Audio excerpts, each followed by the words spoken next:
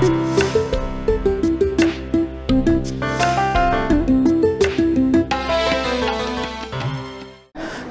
பற்றி ஒரு character study எடுப்பீங்களா இருக்கும், சிம்சோனை பற்றி ஒரு கேரக்டர் ஸ்டடி எடுப்பீங்களா இருக்கும், அல்லது கிதியோனை பற்றி ஒரு கேரக்டர் ஸ்டடி எடுப்பீங்களா, யாரை வேணாலும் எடுக்கலாம்.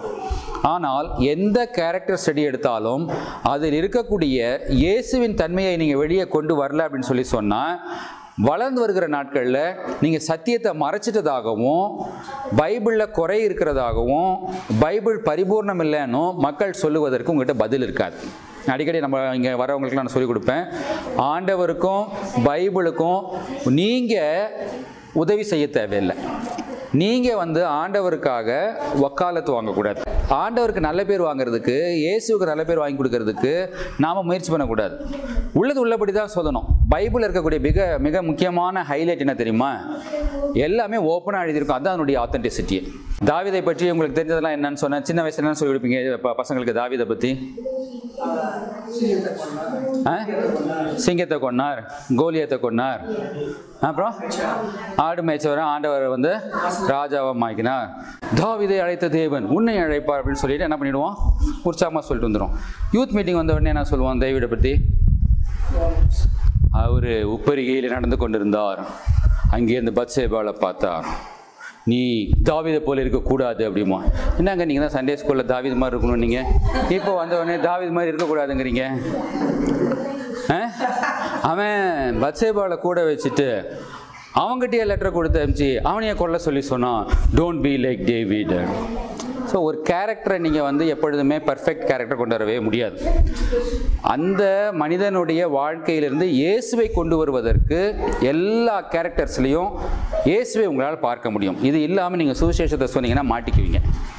இன்றைக்கி நிறைய பேர் கேள்வி கேட்டுட்டு இருக்கிறாங்க, ஆதாம் ஏவாளுக்கு 2 பசங்க காயின் ஆபேல் இருந்தாங்க, அவங்க யாரை கல்யாணம் கட்டினாங்க? யாரை கல்யாணம் கட்டினாங்க?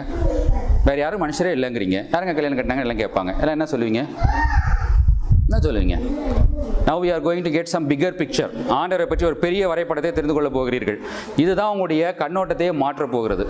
பைபிள் ஸ்டடிக்கும் பைபிள் ஸ்கூலுக்கும் போனால் நீங்கள் கற்றுக்கொண்ட பல விஷயங்கள் தவறு என்பதை தெரிந்து கொள்வீர்கள். என்ன சொல்லுவீங்க? வேற என்ன இருந்துச்சா? வேற ஆட்கள் இருந்தாங்களா? யார் உங்கள் மனைவிகள் யார்? எப்படி ஜெனரேஷன் வந்துச்சு உங்களுக்கு தெரியுமா? உங்களுக்கு தெரியுமா? உங்களுக்கு தெரியுமா? உங்களுக்கு தெரியுமா? எனக்கும் தெரியாது. தெரியாது என்னன்னு சொல்லணும்? தெரியாதுன்னு தான் சொல்லணும்.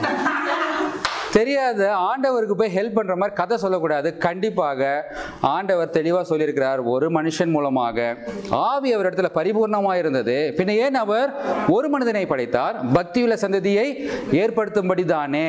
அப்போ ஆதாம் ஏவாளுக்கு பிறந்த மற்ற பெண் பிள்ளைகள் இருந்திருக்கலாம், வி டோன்ட் நோ, இருந்திருக்கலாம். அவர்களே அவர்கள் என்ன பண்ணியிருந்திருக்கலாம், அவர்கள் பிள்ளைகளை பெற்று எடுத்திருக்கலாம், அதில் வளர்ந்துருக்கலாம். நியாயப்பிரமாணம் வருகிற வரைக்கும் அது எல்லாமே அப்படி தான் வழக்கம் இருந்திருக்கலாம். நியாயப்பிரமாணத்தில் அதையும் மாற்றுறாரு.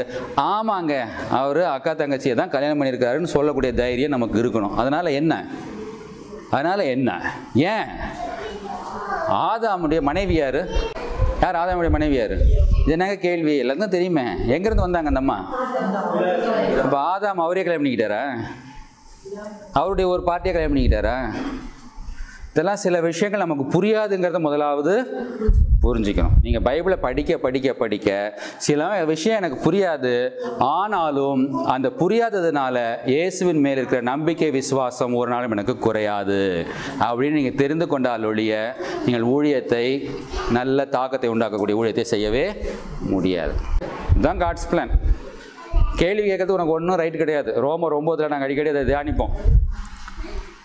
ஒருவன் மேலே இறக்கமாக இருப்பார், ஒருத்தனை கடினப்படுத்துவார். ஏங்க அது நியாயமா? கேட்கறதுக்கு உனக்கு ரைட் இல்லை. நீ உருவாக்கப்பட்ட வஸ்து, உருவாக்கினவரை பார்த்து நீ கேள்வி கேட்கலாமா? பின்னால் 8:28 ரோமரில் சொல்லுது, உங்களுக்கு சகலமும் நன்மைக்கு எதுவாக நடந்திருக்கு ஆண்டவர் அன்பு கூறுகிறவர்களுக்கு. நீ ரொம்ப யூனியன் லீடர் மாதிரி பேசாத அப்படின்றது அர்த்தம்.